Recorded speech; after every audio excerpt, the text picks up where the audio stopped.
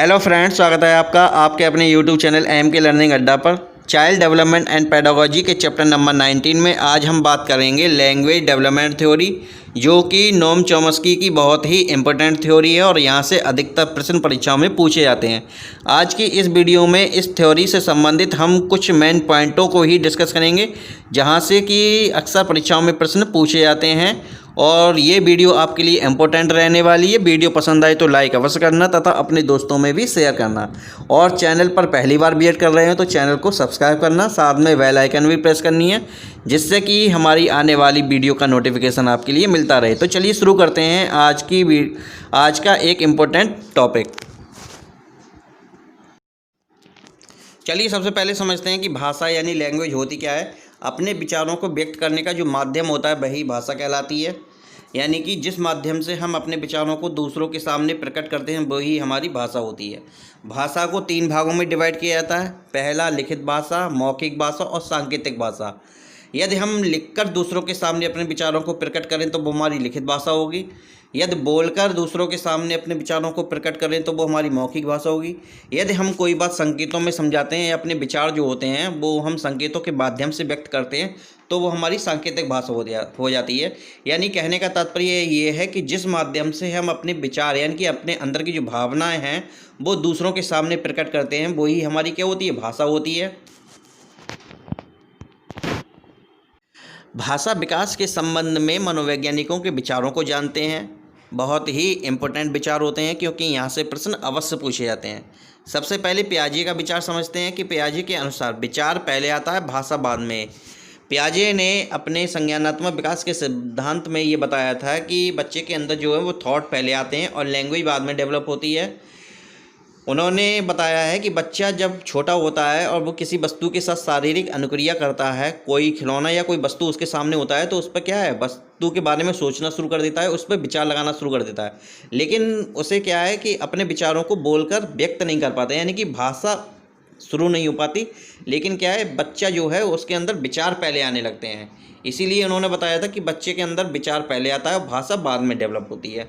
दूसरा जानते हैं वाइगोत्स्की के अनुसार। वाइगोत्स्की ने बताया है कि 2 वर्ष तक भाषा और विचार जो होते हैं वो दोनों एक दूसरे से इंडिपेंडेंट होते हैं, यानी कि स्वतंत्र होते हैं, और उसके पश्चात दोनों में एक दूसरे में मर्ज हो जाते हैं, यानी कि जुड़ जाते हैं।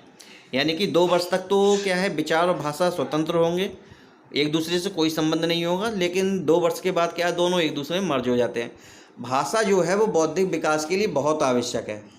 यहाँ से ये प्रश्न बन जाता है कि बौद्धिक विकास के लिए भाषा को सबसे ज़्यादा इम्पोर्टेंस किसने दी है, तो हमें ध्यान रखना है वाइगोत्स्की ने बताया है कि भाषा बौद्धिक विकास के लिए बहुत आवश्यक है। स्किनर का विचार जानते हैं। स्किनर ने अपने सिद्धांत में बताया कि भाषा जो है वो पुनर्वलन से सीखी जाती है। यानी कि जब बच्चे के लिए हम कोई अनुक्रिया करने के लिए देते हैं और उसके सामने कोई पुनर्वलन यानी कि रेनफोर्समेंट जब प्रकट करते हैं तो बच्चा उस चीज़ को बेहतर तरीके से और आसानी से सीख जाता है, और यह भाषा सिखाने के लिए बेहतर माध्यम हो सकता है। मान लीजिए बच्चे के लिए हम कुछ शब्द याद करने के लिए दे दें या बच्चे के लिए पुस्तक पढ़ने के लिए दे दें और उसके सामने कोई पुनर्वलन रख दें, चाहे वो प्रोत्साहन के रूप में हो या कोई पुरस्कार हो, तो बच्चा क्या है कि पुस्तक पढ़ने में क्या होगा, बेहतर ढंग से पढ़ पाएगा और आसानी से सीख पाएगा। तो इसीलिए स्किनर ने जो है भाषा सीखने के लिए पुनर्वलन को बहुत ज़्यादा इम्पोर्टेंट दी है। के अनुसार बच्चा भाषा शब्द व अर्थ के मध्य संबंध स्थापित करके सीखता है। यानी कि बच्चा जो होता है वो शब्द व अर्थ के मध्य में संबंध स्थापित करता है और भाषा को सीखता है। अर्थात बालक भाषा अनुबंधन के माध्यम से सीखता है। अनुबंधन का मतलब यही है कि शब्द व अर्थ के मध्य में संबंध स्थापित करना ही अनुबंध है, और उसके माध्यम से ही बच्चा भाषा को बेहतर तरीके से सीख सकता है। जबकि बंडूरा का कहना है कि बालक भाषा को अनुकरण के माध्यम से बेहतर तरीके से सीख सकता है। यानी कि बच्चा किसी बड़े का अनुकरण करेगा, उसके आधार पर ही कार्य करेगा, यानी कि बड़ों की जो क्रियाएं देखेगा और उसी के अनुसार अपनी क्रियाएं करेगा, तो बच्चा जो है बेहतर तरीके से सीख सकता है। यानी कि हम मान लीजिए बच्चे के सामने कोई पुस्तक पढ़ रहे हैं या कुछ शब्द बोल रहे हैं तो बच्चा क्या है कि आपका अनुकरण करेगा, आपको देखेगा और आपके अनुसार ही बोलने का काम करेगा। तो यही क्या है, अनुकरण है, और इसी के माध्यम से बच्चा बेहतर तरीके से सीख सकता है। जबकि चॉम्स्की क्या कहते हैं कि बालक में सीखने की जो प्रवृत्ति होती है वो जन्मजात होती है। यानी कि बच्चे में जो सीखने की प्रवृत्ति होती है वो जन्मजात होती है, और बालक जिस भाषा को सुनता है उस भाषा को अपने आप सीख जाता है। यानी कि बच्चे को सिखाने की आवश्यकता नहीं होती, बच्चा अपने आप सीख जाता है। ये 3 प्रमुख कारक हैं जो भाषा को प्रभावित करते हैं, यानी कि बच्चों की जो भाषा सीखने की प्रवृत्ति होती है उसको प्रभावित करते हैं। पहला है सामाजिक कारक यानी कि सोशल फैक्टर, दूसरा है शैक्षिक कारक यानी कि एजुकेशनल फैक्टर, तीसरा है जैविक कारक यानी कि बायोलॉजिकल फैक्टर। सामाजिक कारक का तात्पर्य है कि बच्चा जो समाज के साथ अंतःक्रिया करता है उसे समाज से जैसा वातावरण मिलता है उसी के आधार पर उसकी भाषा का विकास होता है। दूसरा है शैक्षिक कारक, जब बच्चा विद्यालय में जाता है, शिक्षकों के संपर्क में आता है, अपने सहपाठियों से मिलता जुलता है, उसी के आधार पर उसकी भाषा क्या है, प्रभावित होती है। तीसरा है जैविक कारक यानी कि बच्चे का जैसा दिमाग होता है उसी के आधार पर बच्चे की भाषा का विकास होगा और वैसे ही बच्चा, और ये जो कारक होते हैं ये पॉजिटिव और नेगेटिव दोनों तरीके का प्रभाव डालते हैं। चॉम्स्की के जो भाषा विकास का सिद्धांत है उसके कुछ महत्वपूर्ण पॉइंट यहाँ पर उपलब्ध हैं, चलिए इनके बारे में जान लेते हैं। चॉम्स्की ने स्किनर के विचार का विरोध किया, यानी कि स्किनर ने जो कहा था कि बच्चे जो हैं वो पुनर्वलन के माध्यम से सीखते हैं, इस बात का चॉम्स्की ने इस बात का विरोध किया था और बताया था कि भाषा जो है वो सीखी नहीं जाती बल्कि अर्जित की जाती है। यानी कि बच्चे में जो भाषा सीखने की प्रवृत्ति होती है वो जन्मजात होती है और उसी के आधार पर बच्चा जो है भाषा को अर्जित करता है। यानी कि बच्चों को भाषा सिखाई नहीं जाती बल्कि बच्चा उस भाषा को स्वयं अर्जित करता है और बच्चों में भाषा अर्जित करने की क्षमता जन्मजात होती है, ये ध्यान रखना है हमारे लिए। छोटे बच्चों में भाषा सीखने की क्षमता वयस्कों से तीव्र होती है, यानी कि जो छोटे बच्चे होते हैं उनमें भाषा सीखने की प्रवृत्ति वयस्कों की अपेक्षा तीव्र होती है और उम्र बढ़ने के साथ साथ भाषा सीखने की क्षमता जो होती है वो कम होती जाती है।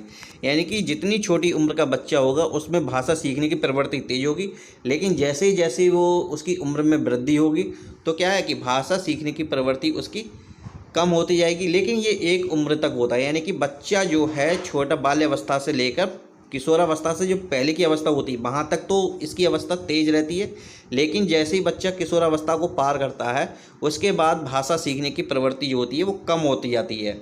जब तक बच्चा स्कूल जाता है तब तक उसके पास संपूर्ण भाषा की जानकारी होती है, यानी कि जब तक बच्चा स्कूल जाने लायक होता है, जाने की उम्र होती है, बच्चा क्लास में स्कूल में एडमिशन लेता है, उस समय तक बच्चे में क्या है भाषा की पूरी जानकारी होती है, यानी कि अपने विचारों को दूसरों के सामने व्यक्त करने की उसकी पूरी क्षमता बच्चे में उस समय तक होती है।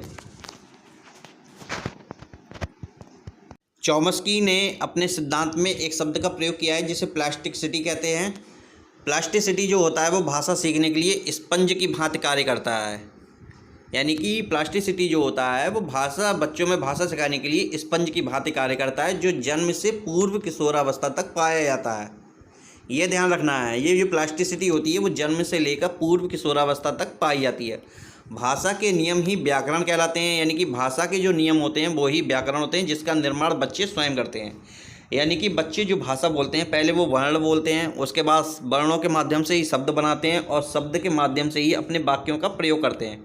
यानी कि शब्दों का जो क्रमबद्ध व्यवस्था होती है वही क्या है उसकी व्याकरण होती है। तो व्याकरण क्या होती है कि बच्चे अपने आधार पर ही शब्दों से वाक्य बनाते हैं और उसी के आधार पर अपनी व्याकरण का निर्माण स्वयं करते हैं। जिन बच्चों को बचपन से पूर्व किशोरावस्था तक अनेक भाषाओं का अध्ययन कराया जाता है, यानी कि बचपन से लेकर किशोरावस्था से जो पहले की अवस्था होती है वहाँ तक अनेक भाषाओं का अध्ययन कराया जाता है, तो वे निश्चित रूप से इन भाषाओं को सही ढंग से अर्जित कर पाने में सक्षम होते हैं। कहने का तात्पर्य ये है कि बच्चे बाल्यावस्था से लेकर और किशोरावस्था से जो पहले की अवस्था होती है वहाँ तक हम बच्चे के लिए कोई भी भाषा बेहतर ढंग से सिखा सकते हैं। चॉम्स्की के भाषा विकास सिद्धांत को जन्मजात सिद्धांत के नाम से भी जानते हैं, क्योंकि चॉम्स्की के अनुसार भाषा एक ऐसी विशेषता है जो सभी मनुष्यों में जन्मजात होती है। बच्चा भाषा को अपने सहज ज्ञान से सीखता है, यानी कि बच्चा भाषा को अपने विवेक के आधार पर स्वयं सीखता है, किसी की नकल से नहीं, वह किसी की नकल नहीं करता। ये सिद्धांत व्यवहारवाद के पूर्णतः विपरीत है।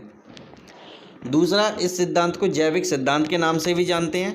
इस सिद्धांत के आधार पर चॉम्स्की ने यह सिद्ध किया कि मनुष्य प्रजाति में भाषा के लिए एक स्पष्ट जैविक गुण होता है, यानी कि मनुष्य के अंदर जो भाषा सीखने का एक स्पष्ट जैविक गुण होता है, जिससे क्या होता है कि मनुष्य बाकी पशुओं से अलग हो जाता है। सॉरी, यह अलग रहेगा लिखने से, बाकी पशुओं से अलग हो जाता है। ये ध्यान रखना हमारे लिए।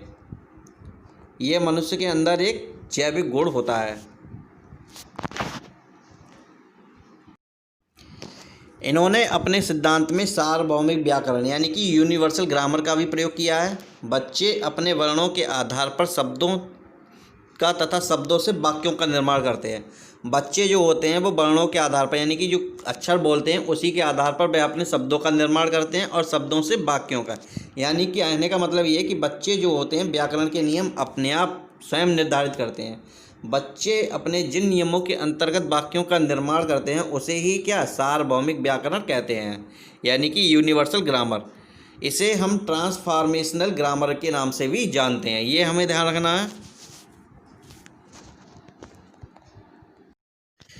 ये बहुत ही महत्वपूर्ण पॉइंट है। एलईडी के बारे में काफ़ी परीक्षाओं में प्रश्न पूछा जा चुका है, यानी कि भाषा अर्जन तंत्र, और इसका पूरा नाम है लैंग्वेज एक्विजिशन डिवाइस।